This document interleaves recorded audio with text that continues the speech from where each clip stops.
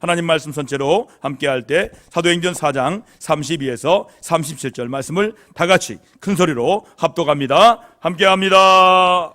믿는 무리가 한 마음과 한 뜻이 되어 모든 물건을 서로 통용하고 자기 재물을 조금이라도 자기 것이라 하는 이가 하나도 없더라. 사도들이 큰 권능으로 주 예수의 부활을 증언하니 무리가 큰 은혜를 받아 그 중에 가난한 사람이 없으니 이는 밭과 집 있는 자는 팔아 그 판 것의 값을 가져다가 사도들의 발 앞에 두매 그들이 각 사람의 필요를 따라 나누어 줌이라. 구브로에서 나는 레위족 사람이 있으니 이름은 요셉이라. 사도들이 일컬어 바나바라 번역하면 위로의 아들이라 하니 그가 밭이 있음에 팔아 그 값을 가지고 사도들의 발 앞에 두니라. 아멘. 이는 살아계신 하나님 말씀입니다. 자리에 앉으시기 바랍니다. 여러분, 방송에서 들은 용어를 제가 여러분과 함께 나누기 원합니다.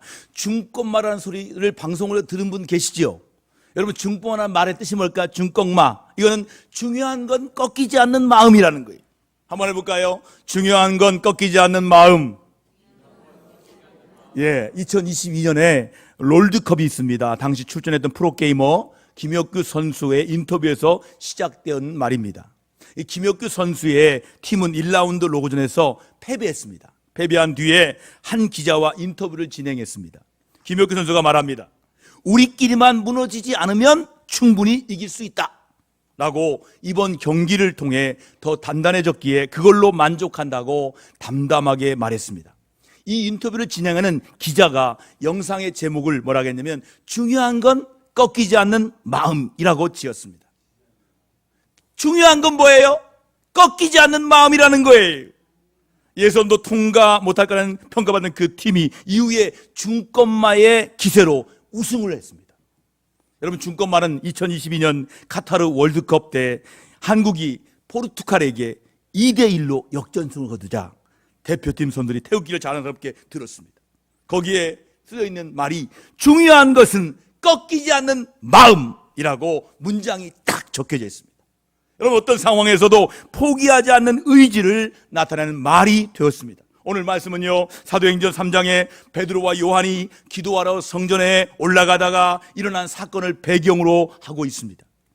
베드로와 요한은 성전 미문에 나면서부터 걷지 못하여 앉아서 구걸하는 사람에게 이렇게 선포합니다. 같이 해볼까요? 나사렛 예수의 이름으로 일어나 걸으라! 제 한 목소리보다 여러분 목소리가 작은 것 같아요. 같이 해볼까요? 시작. 나사렛 예수 이름으로 일어나 걸으라! 여러분, 외치면서 오른손을 잡아 일으키니까 그 사람이 발과 발목에 힘을 얻고 일어나 뛰고 하나님을 찬송하는 기적이 일어났습니다. 할렐루야! 근데 이 일을 못마땅하게 여긴 사람들이 있어요. 그들에게 베드로와 요한이 공개적인 자리에서 붙잡혔습니다. 이 일을 못마땅히 여긴 사람 누굴까요? 그들을 지켜보는 사람들이에요. 그 당시에 기득권자들이에요. 위협을 당하고 고난을 당했어요. 초대교회는 아직도 자리를 잡지 못한 상태였습니다. 이제 막 시작할 무렵이었습니다. 성도들이 왜 이런 때에 감옥에 갇히고 고난을 당하는가 하는 생각이 들었어요. 나면서부터 걷지 못하던 사람이 일어나 뛰고 찬양하는 기적의 현장에서 갑자기 고난을 허락하신 주님의 뜻은 어디에 있는 것일까요? 많은 성도들이요, 전도하는 현장에 가다가 수치를 당하거나 모욕을 당하는 일들을 당하기도 합니다. 그래서 전도 보고가 중요한 거예요. 수치 모멸감을 느낄 때 다시 전도하러 가지 않겠다는 생각과 말을 하는 분들도 있어요. 보고 때 그럽니다. 목사님, 다시는 전도대 부르지 마요. 나 힘들어 죽겠어요. 가면 나를 욕하고요, 예수 믿는 사람 욕하고요, 너무너무 힘들어요. 얼마나 억울하고 속상하면 그런 말을 복으로 하겠습니까? 여러분, 그래도 중요하지 않는 것은 마음이 꺾이지 마야 돼요. 끝까지 마음 꺾지 말고 전도하시는 우리 교회 되길 주의 이름으로 축원합니다. 오늘 말씀은 주님이 주신 땅 끝까지 사명을 잘 감당한 자들의 모습을 볼 수가 있는 거예요. 그들의 열정은요, 감옥으로도 어떤 위협과 협박으로도 꺾을 수 없는 중꺾마의 정신을 볼 수가 있는 거예요. 여러분, 초대교회는요 어떻게 부흥할 수 있었을까요? 어떻게? 그 상황에서 어떻게 부응할 수 있을까? 오늘 본문의 말씀을 통하여 은혜 받으시기를 주의 이름으로 축원합니다. 첫 번째 부응의 비결은 뭐냐면 초대교회는 기적이 아니라 고난을 당할 때 부응했어요. 자, 한번 따라합시다. 고난 당할 때 부응했습니다. 이게 무슨 말이에요? 여러분, 베드로와 요한이 나면서부터 걷지 못하던 사람들을 나사렛 예수 이름으로 일어나 걷게 하였을 때는 사람들이 놀라움을 했어. 와우, 와우. 사도행전 3장 10절에 나옵니다. 그러나 베드로와 요한이 고난과 핍박 속에서 복음을 전할 때 5천 명의 사람들이 예수님을 영접했어요. 기적 앞에는 놀랬습니다. 와! 그때뿐이에요. 그런데 고난당할 때, 핍박당할 때, 복음 전할 때는 사람들이 5천 명이 부응했어요. 자, 확인합니다. 사도행전 4장 4절 말씀 함께 확인합니다. 함께 합니다. 말씀을 들은 사람 중에 믿는 자가 많으니 남자의 수가 약 5천이나 되었더라라고 말씀하십니다. 사람들은 고난과 어려움을 당할 때 그 사람의 인격과 신앙의 모습이 다 드러나요. 고난 당할 때, 어려움 당할 때 그 사람의 인격과 신앙의 모습이 다 바닥까지 드러납니다. 여러분, 예수님이 십자가 지실 때 나는 예수님을 모른다고 부인하고 도망갔던 베드로였습니다. 그렇게 예수님 앞에 저요 저요 했던 베드로가 도망가잖아요. 그러나 이 베드로는 자신들을 핍박하는 사람들에게 복음을 전하고 있습니다. 베드로가 확 바뀐 거예요. 성령 받고 바뀌고 이젠 그가 고난이 와도 복음 전하는 거예요. 도망가지 않는 거예요. 그들 앞에 주눅되지 않고 두려워하지 않았어요. 고난당하는 사람들의 모습이 아니었어요. 당당하게 너희들이 십자가에 못 박아 죽인 나사렛 예수 그리스도가 이 사람을 일어나 걷게 했다라고 선포하고 있습니다. 너희들이 버린 예수님이 인생의 모퉁이 돌이 된 돌, 그리고 우리 인생의 믿음의 기초가 되었다라고, 우리의 소망이요 생명이라고 복음의 메시지를 선포하고 있는 것입니다. 여러분, 베드로와 요한은요 자신을 박해하는 사람들로 인해서 더 위대한 사도가 되었어요. 벤겔이라는 신학자가 있습니다. 그 벤겔 주석도 있고요. 그 사람이 뭐라 했냐면 이 고난이 바로 시험 테스트라는 거예요. 한번 따라합시다. 고난이 시험이다. 여러분, 고난이 테스트라는 거예요. 주님께서 성도들이 일이 잘 풀릴 때, 축복받을 때 하던 것처럼 고난 속에서도 주님을 잘 섬길 수 있는지를 고난으로 하나님이 시험하는 것이라는 거예요. 야, 네가 그렇게 잘 풀릴 때 잘했잖아. 축복받을 때 잘했잖아. 그것처럼 고난 속에서도 주님을 잘 섬길 수 있는지를 고난으로 시험한다는 거예요. 주님은 기적 현장에서 감격하고 있던 베드로가 고난의 자리에서도 주님을 의지하는 것을 시험하기 위해서 고난을 준비하신 거예요. 우리 주변에는요 우리에게 힘을 주는 사람도 있어요. 어머니 같은 분 힘을 주잖아요. 그래, 괜찮아, 어머니 힘 주잖아요. 근데 때로는 우리를 힘들게 하고 어렵게 하는 사람도 있어요. 왜 하나님이 우리 곁에 나를 힘들게 하는 사람들을 붙여주셨을까요? 자, 한번 따라합시다. 왜 하나님께서 그 사람을 제 옆에 두었을까? 이유가 뭘까요? 모난 돌 같은 나를 거친 물결 같은 사람 때문에 우리를 조약돌 같은 사람으로 다듬어 주셨어요. 옛날 박상규의 조약돌, 둥글게 살아가라고 다듬어 주시는 거예요. 나를 힘들게 하는 사람들을 통해서 우리는 더 큰 성장을 이루게 됩니다. 나를 힘들게 하는 사람 때문에 신앙생활을 더 바르게 하려고 몸부림칩니다.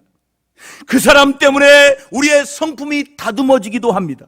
더 간절하게 하나님께 기도하면서 기도는 깊어지게 됩니다. 하나님의 은혜를 사모하게 됩니다. 우리를 어렵게 하고 힘들게 하는 사람을 통해서 하나님이 원하시는 믿음의 사람으로 우리를 다듬어 가십니다. 성도 여러분, 지금 고난과 어려움 가운데 계십니까? 그 고난을 어떻게 대처하고 계십니까? 예수님이 십자가에서 달리실 때 부인하고 도망쳤던 쟤들처럼 회피하고 계십니까? 아니면 고난 가운데서 주님을 증거하는 삶을 살고 계십니까? 성도들은 고난을 피하는 사람이 아닙니다. 고난을 주고 아픔을 주는 사람을 저주하거나 미워하는 사람들이 결코 아닙니다. 그 고난 속에서도 원망하거나 불평하지 않고 주님을 의지하는 믿음으로 살아갈 때 사람들은 우리의 믿음을 인정해 줄 거예요. 야, 그 사람 진짜 믿는 사람이야. 야, 그 사람 정말 믿음의 사람이야. 여러분, 사람들은 우리가 전하는 복음을 그때 받아들이고 예수님을 그때 믿게 될 것입니다. 이것이 초대교회 부흥과 성장의 비밀이었습니다. 사도들은 죽음을 결코 두려워하지 않았습니다. 정말 사도들은 무서울 것이 없는 사람들이 되었습니다. 세상이 그들을 두려워했어요. 세상의 권력으로도 위협으로도 그들을 꺾을 수가 없었습니다. 사도들을 신문하는 사람들은 40년 동안 걷지 못한 사람들이 그들과 함께 있는 것을 보았습니다. 사도행전 4장 14절에 치유받은 사람이 사도들과 함께 있는 모습을 보고 비난할 말을 더 이상 찾지 못했어요. 결국 제사장과 사두개인들은 사도들을 그냥 풀어주었어요. 사도들은 풀려나자 성도들이 모여있는 곳으로 달려갔습니다. 사랑하는 성도 여러분, 세상이 감당할 수 없는 믿음의 역사를 일으키는 성도들 다 되기를 축원합니다. 두 번째는, 부흥의 비결은 초대교회는 회의가 아니라 기도할 때 부흥했어요. 한번 따라합시다. 기도할 때 부흥했습니다. 자, 한국 교회와 이 일본 교회를 비교해 보십시오. 일본 교회가 복음이 먼저 들어왔어요. 한국 교회가 나중에 들어왔어요. 누가 부흥했습니까? 한국 교회가 부흥했어요. 한국 교회, 일본 교회는 아직 1%도 안 돼요. 일본 교회는 왜 부흥하지 못했어요? 그 이유를 어느 분이, 유명한 분이 이야기하더라고요. 일본 교회는 회의가 3시간이래. 기도회가 10분이래. 회의가 길대, 일본 교회는. 그래서 회의가 된대요. 그래서 기도회가 짧기 때문에 부흥하지 않고, 우리 교회, 우리 한국 교회는 회의가 짧아요. 할렐루야. 은혜로운 교회는 재직회가 빨리 끝나요. 아멘. 그리고 기도회가 길어요. 할렐루야. 여러분, 초대교회는요, 제사장과 사두개인들의 위협에 어떻게 대처하고 있습니까? 23절 말씀 보면 사도들은 예수님의 이름으로 전도하지도 가르치도 말라는 제사장들과 장로들의 경고와 위협이 말을 성도들에게 그대로 전해주었어. 베드로와 요한의 말을 들은 성도는 열심히 합심하여 오직 기도했습니다. 24절에 나옵니다. 여러분, 하나님께 자신들이 당하고 있는 문제를, 시편의 말씀을 꽉 붙잡고 함께 합심하여 기도했습니다. 초대교회 성도들과 베드로와 요한을 감옥에 가두고 위협했던 사람들을 원망하는 기도가 아니었습니다. 어떻게 하면 박해를 피할 수 있을까 하는 기도가 결코 아닙니다. 그들은 고난과 박해 가운데 하나님의 뜻이 무엇인가를 물으면서 간절히 깊게 기도했습니다. 예루살렘의 권력자들이 모인 사내들의 공간과 사도들이 모였던 공간을 한번 상상으로 비교해 보세요. 예루살렘의 공회원들은요, 아주 큰 공간에서 모였을 것입니다. 그런데 사도들은 조그만 사랑방에서 모였을 거예요.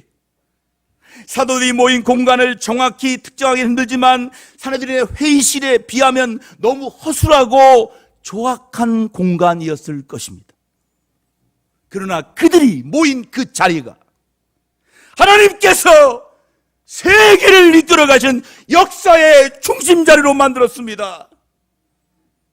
성도 여러분이 지금 기도하는 그 자리, 그 역사의 중심이 된다는 것을 확신하시고 여러분 자리에서 기도하시기를 바랍니다. 사내들이는 회의했지만 초대교회 성도는 기도했어요. 물론 회의를 통해 합리적인 대안 모색과 민주적 의사결정은 참으로 중요합니다. 교회가 어려움을 처했을 때 상황 파악과 전략 수립은 중요합니다. 그러나 사도들은 먼저 기도했다는 사실을 기억하시기 바랍니다. 한번 따라합시다. 먼저 기도합시다. 여러분, 초대교회 교인들은요, 그리스도인들을 위기 상황에서 하나님께 시선을 돌렸어요. 말씀 가운데 인도를 받았어. 사도들과 성도들이 기도한 것은 29절 말씀 보면 알 수가 있습니다. 29절 같이 읽습니다. 함께 합니다. 시작. 주여, 이제도 그들의 위협함을 굽어보시옵고 또 종들로 하여금 담대히 하나님의 말씀을 전하게 하여 주시오며라고 기도했습니다. 세상의 어떤 위협에도 굴하지 아니하고 담대하게 하나님 말씀을 전하게 해달라고 기도했어요. 복음을 전할 수 있는 용기를 달라고 기도했어요. 한번 따라합시다. 복음 전할 용기를 주옵소서. 제 이름이 용기잖아요. 기용, 용기. 제가 얼마나 용기가 없는 사람인지 아십니까? 제가요, 좋아한다는 말을 못했던 사람이에요. 좋아하는 자매가 있으면 내가 너 좋아해 이 말을 못했던 사람, 용기가 없는 거예요. 근데 그때마다 네 이름 거꾸로가 용기잖아, 용기를 내. 여러분, 용기 달라고 기도하시기 바랍니다. 전도할 용기를 주옵소서. 여러분, 기도하시기 바랍니다. 남자들 고백할 용기를 주옵소서. 할렐루야. 여자들도 용기 달라고 기도하세요. 여러분, 자신들의 결단으로 끝나지 않고 삶 속에서 복음을 전할 수 있는 담대한 마음 달라고 기도합니다. 자신들이 외부의 위협에도 보호해달라고 하는 기도보다는 하나님의 말씀을 담대하게 전하게 해달라고 기도했다는 거예요. 성도들이 기도할 때 하나님이 놀랍게 응답했습니다. 하나님 응답 말씀을 읽겠습니다. 31절 말씀 같이 읽습니다. 함께 읽습니다. 시작. 빌기를 다음에 모인 곳이 진동하더니 우리가 다 성령이 충만하여 담대히 하나님의 말씀을 전하니라 말씀했어요. 한 마음으로 합심하여 기도한 응답이 뭐예요? 성령 충만이었어요. 여러분, 기도의 응답이 뭐가요? 성령 충만이. 여러분, 성령 충만을 받은 제자들은 복음을 전할 때 많은 사람들이 주님 믿고 영접했어요. 성령 충만을 받은 교회, 초대교회 사람들은 두려워하거나 위협에 결코 굴하지 않았어요. 자신들의 안위를 걱정하지 않았어요. 다음들에게 복음만을 전했어요. 사랑하는 성도 여러분, 지금은 뭐 할 때예요? 기도할 때입니다. 자, 우리 두 손 들고 한 손 들고 합시다. 지금은 기도할 때입니다. 여러분, 진짜예요. 오늘 2부 예배 때 기도하는 집사님께서 말씀하시는데 그분 정보가 많잖아요. 세계가 전쟁이 막 일어나고 있다. 전쟁. 난리가 아니에요. 난리가 아니에요. 지금 계속해서 우리나라도 막 힘들어요. 이거 무감각한 거예요. 지금요, 기도할 때예요. 할렐루야. 우리나라는 기도할 때예요. 할렐루야. 하나님은 기도하는 사람을 통해 지금도 역사하십니다. 이렇게 기도할 때 성령 충만 받아서 주님께 귀하게 쓰임받는 성도가 다 되기를 축복합니다. 세 번째, 부흥의 우리 비결입니다. 중요한 겁니다. 초대교회는 움켜진 손을 펼 때 부흥했어요. 자, 한번 해보겠습니다. 움켜진 손을 해보세요. 자, 움켜진 손을 펼 때 부흥했습니다. 안 한 분도 계시, 안 한 분도 계시. 다시 하겠습니다. 움켜진 손을 펼 때 부흥했다. 할렐루야. 오늘 말씀을 기억하세요. 움켜진 손을 펼 때 부흥하는 거. 할렐루야. 복음을 듣고 기도한 초대교회가 어떻게 변화되었습니까? 32절 말씀으로 같이 확인하겠습니다. 함께 확인하겠습니다. 함께 합니다. 믿는 무리가 한 마음과 한 뜻이 되어 모든 물건을 서로 통용하고 자기 재물을 조금이라도 자기 것이라 하느니가. 이렇게 말씀했어요. 저로 한 마음과 한 뜻이 되었다는 거예요. 할렐루야. 믿는 무리가 한 마음과 한 뜻이 되어라고 말씀했어요. 여러분, 기도 제목 가운데 우리 교회가 한 마음 한 뜻기를 위해 기도하시기 바랍니다. 초대교회 성도들은요, 출신과 계층 간에 차이가 있어도 극복했습니다. 그리고 말씀 앞에서요, 성령의 역사로 하나가 되었어요. 인간의 노력과 인간의 그런 으쌰으쌰 이게 아닙니다. 성령의 역사로 하나가 되었어요. 한 마음과 한 뜻이 되었다는 말씀은 이제 목표가 같아졌다는 뜻이에요. 이제는 복음 전하는 것에 우선을 두었다는 거예요. 자, 한번 따라합시다. 우리의 목표는 같습니다. 뭐예요? 복음 전하는 거예요. 여기에 우선을 둬야 되는 거예요. 물건을 통용했어요. 같이 말씀이 있습니다. 함께 합니다. 모든 물건을 통용하고 자기 재물을 조금이라도 자기 것이라 여기는 자가 하나도 없더라라고 말씀했어요. 자기만을 생각하는 사람들이 이제는 이웃의 필요를 생각하는 사람으로 바뀌었어요. 나와 생각이 다르더라도 성도의 목소리에 귀를 기울이는 사람이 되었어요. 자신의 필요를 먼저 생각하던 사람이 이웃의 필요를 먼저 채워주는 사람으로 변화되었어. 다른 사람을 위해서 자기 재산을 내어놓는 일은 그 사람의 일어난 변화를 보여주는 사건이에요. 자, 여러분 지갑 펴보세요. 어떤 사람이 변화됐습니까? 지갑을 여는 사람이 변화된 거예요. 할렐루야! 여러분, 나를 위해서는 돈 잘 쓰잖아요. 어떤 분은 또 못 써. 자기를 위해도 못 써. 남을 위해도 못 써. 지갑을 펴는 사람이 변화된 사람이. 여러분, 지갑을 펴시기 바랍니다. 남들을 위해서 베푸는 거예요. 그게 변화되는 사건이에요. 사건. 내 재산을 내놓는 거예요. 내 지갑을 펴는 거예요. 그리고 대접하는 거예요. 이게 변화를 보여준 사건이에요. 여러분, 초대교회 성도는요, 물건을 서로 통용해서 거의노니아, 통용이라는 말씀, 모습은 일시적인 감정에서 의한 것이 결코 아닙니다. 자기 것이라 하는 이가 하나도 없더라. 자, 한번 따라합시다. 자기 것이라 하는 이가 하나도 없더라. 여러분, 이 말씀은 미완료 시제입니다. 진행형이에요. 즉, 초대교회 성도들에게 계속해서 나눔의 삶을 살았음을 말씀하고 있는 거예요. 성도 여러분, 물질은 나만을 소유하기 위한 주어진 것이 결코 아니에요.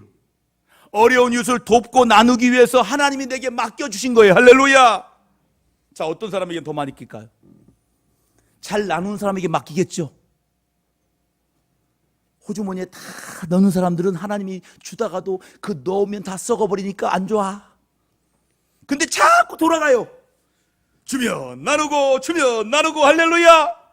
하나님이 주기가 좋았겠어요? 좋았겠어요? 좋았겠지.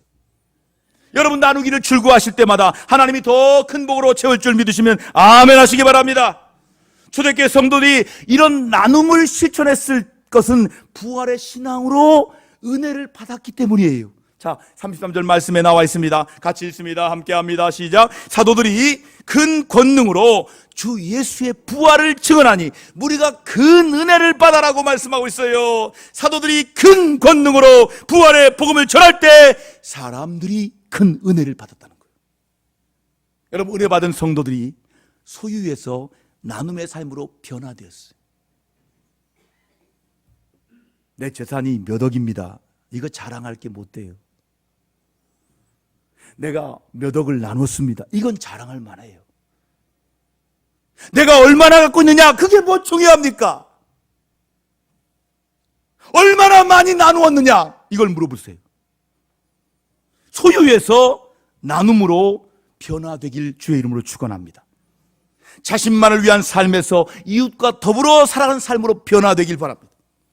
여러분, 은혜를 받은 성도들이 하나님과 이웃들과 소통하는 삶을 살았어요. 은혜 받은 사람은 나눔의 삶을 살 수가 있는 거예요. 우리에게 진정 무엇이 가장 먼저 필요하겠습니까?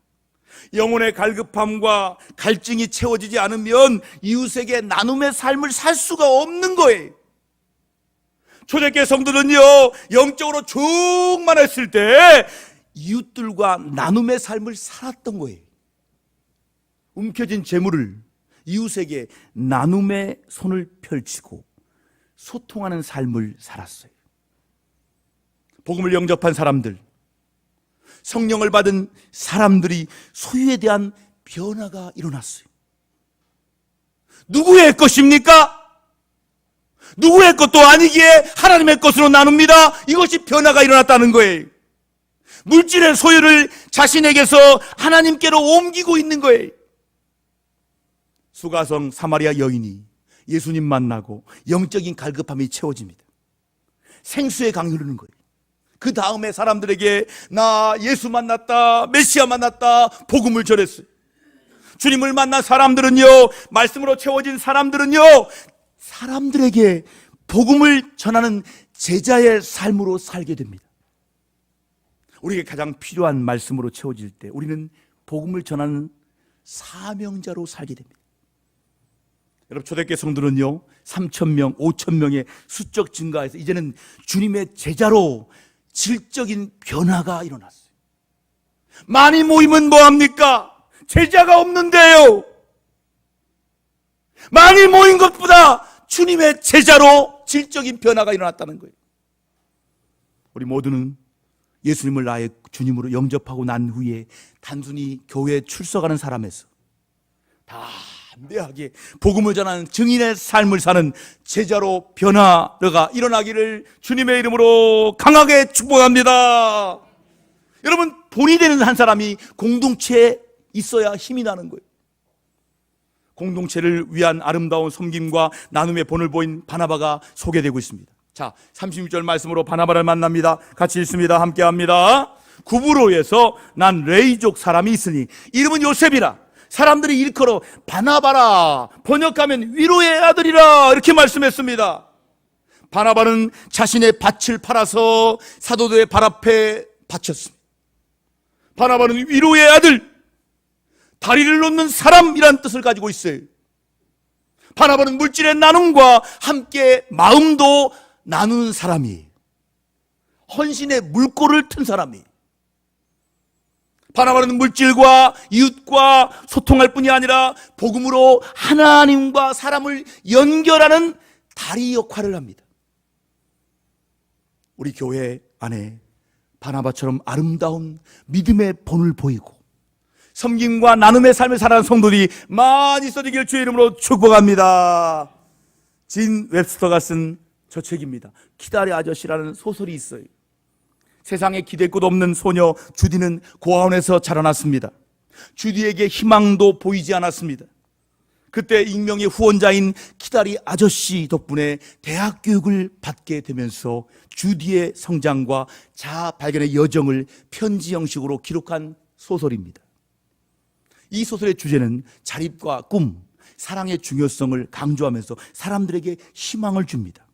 해마다 연말이 되면 익명의 사람들이 자선단체에 후원금을 내고 사라지는 사람들에게 의문의 키다리 아저씨라는 말을 사용합니다. 키다리 아저씨는 아무 이유 없이 도와주는 사람이에요. 말 없는 후원자예요. 이제는 고유명사가 되었습니다. 초대교회 바나바가 키다리 아저씨 같은 사람이었어요. 이제 우리가 바나바처럼 키다리 아저씨가 되어서 이웃에게 사랑을 베푸는 성도가 되기를 바랍니다. 이웃과 하나님을 연결하는 다리 놓는 사람 되기를 바랍니다. 이웃을 섬기고 복음을 전하는 사람이면 그 사람 하면 떠오르는 그 사람 되기를 축복합니다. 사랑하는 성도 여러분, 하나님은 초대교회의 고난과 어려움을 허락하셨습니다. 하나님은 그 어려움과 고난을 통해 더 강하고 담대하게 복음 전하는 단단한 교회로 세우셨습니다. 초대교회는 한 마음과 한 뜻으로 세워진 믿음의 공동체였어요. 한 마음으로 담대하게 복음 전하면서 기도하는 공동체였어요. 자기 소유를 내어놓고 어려운 이웃들을 돌보는 공동체였습니다. 내 것이라고 움켜쥐고 있는 그 손을 펼 때 부흥했습니다. 한번 따라합시다. 내 손을 펼 때 부흥한다. 할렐루야. 여러분, 성령 충만을 받은 초대교회 성도들은 세상에서 흉내낼 수 없는 이상적인 공동체로 성장하고 부흥했습니다. 우리가 하나님 말씀대로 살았는데 어려움 당할 수 있습니까? 있습니까? 있습니다. 지난주 간증했잖아요. 교회에서 기도하러 갔다가 인신매매에 끌려가잖아. 여러분, 주의 말씀대로 살았는데 어려움을 당할 수가 있는 거예요.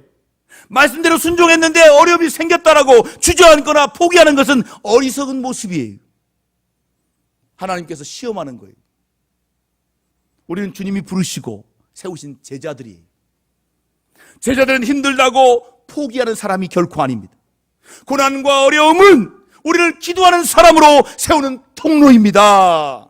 여러분, 기도할 때 성령님이 역사하십니다. 우리는 편하고 쉬운 길을 가는 사람들이 아닙니다. 우리는 믿음으로 주님의 길을 걷는 제자들입니다. 자, 오늘 따라하는 게 많습니다. 한번 해볼까요? 나는 제자입니다. 여러분, 주님이 기뻐하시고 인정하는 믿음으로 기도하는 제자 성도 여러분, 성령 충만함을 받고 이웃과 소통하고 담대하게 복음을 전하시는 제자 성도 되기를 주의 이름으로 축원합니다. 사랑하는 여러분, 여러분의 중건만은 무엇입니까? 예수님의 중건만은 뭘까요? 예수님의 중건만은 십자가와 부활이었어요. 십자가를 결코 포기하지 않으셨어요. 그래서 영광의 부활로, 부활의 영광으로 우리 구주가 되셨어요. 여러분, 십자가와 부활이 여러분의 중건마가 되셨어. 끝까지 십자가를 붙들고 부활의 소망 가운데 보내시는 깊어져가는 사순절 되시기를 주의 이름으로 축원합니다.